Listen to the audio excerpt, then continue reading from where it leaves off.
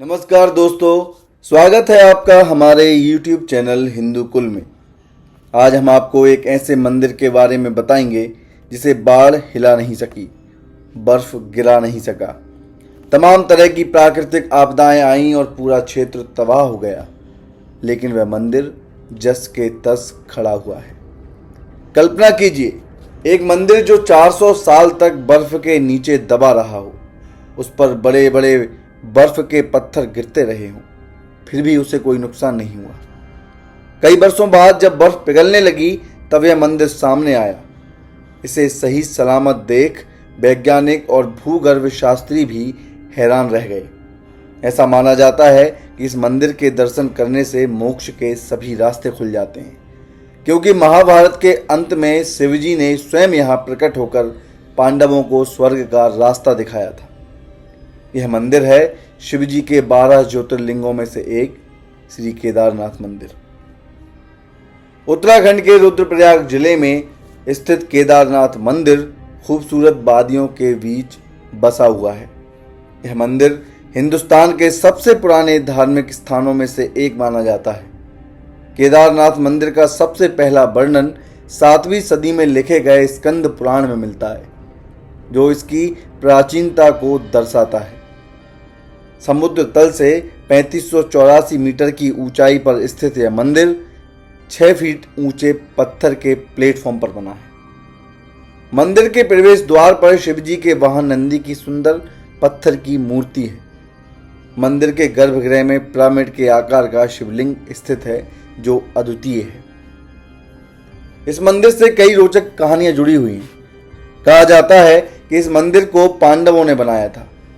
महाभारत के युद्ध में अपने गुरु और भाइयों का वध करने के बाद पांडव अपने आप को अपराधी मानने लगे थे और उन्होंने अपनी समस्या का समाधान ऋषि वेदव्यास से पूछा, जिन्होंने उन्हें शिवजी की शरण में जाने की सलाह दी।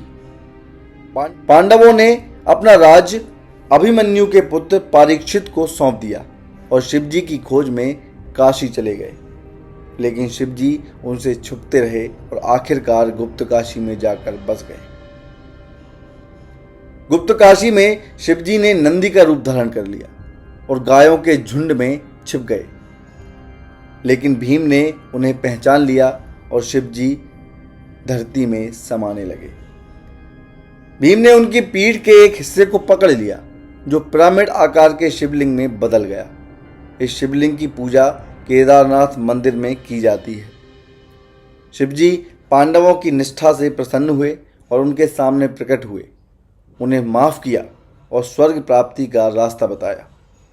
पांडवों ने शिवलिंग के सम्मान में मंदिर बनवाया, जिसे हम आज केदारनाथ मंदिर के नाम से जानते हैं। केदारनाथ मंदिर की उत्पत्ति कई कहानियों से जुड़ी है। कुछ के अनुसार इसे 8वीं सदी में आदि शंकराचार्य ने बनवाया था, लेकिन आर्कियोलॉजिकल सर्वे ऑफ इंडिया ने मंदिर के पत्थरों की जांच के बाद बताया कि ये महाभारत काल के हैं। इस मंदिर को डिजास्टर प्रूफ संरचना माना जाता है।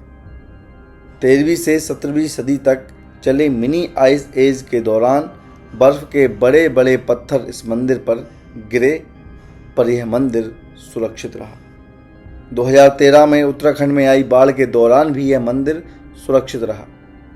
आर्कियोलॉजिकल सर्वे ऑफ इंडिया ने पाया कि मंदिर के पत्थरों को जोड़ने के लिए इंटरलॉकिंग तकनीक का उपयोग किया गया है, जो इसे मजबूती प्रदान करती है। यह तकनीक 1900 के दशक में खोजी गई थी, लेकिन हमारे पूर्वजों ने इसे सदियों पहले ही प्रयोग में ले लिया था। केदारनाथ मंदिर का अद्वितीय वास्तुकला और डिजास्टर प्रूफ प्रकृति हमें चकित कर देती है। हर साल लाखों श्रद्धालु इस कठिन यात्रा को तय कर मंदिर के दर्शन करते हैं। 12 ज्योतिर्लिंगों में से सबसे ऊंचाई पर स्थित केदारनाथ मंदिर अद्वितीय भक्ति और सुंदरता का संयोजन है। केदारनाथ धाम की यह जानकारी आपको कैसी लगी, कमेंट करके हमें ज़रूर बताएं। इसी तरह की अन्य जानकारी के लिए हमारे चैनल को सब्सक्राइब करें, वीडियो को लाइक व शेयर करना न भूलें। धन्यवाद।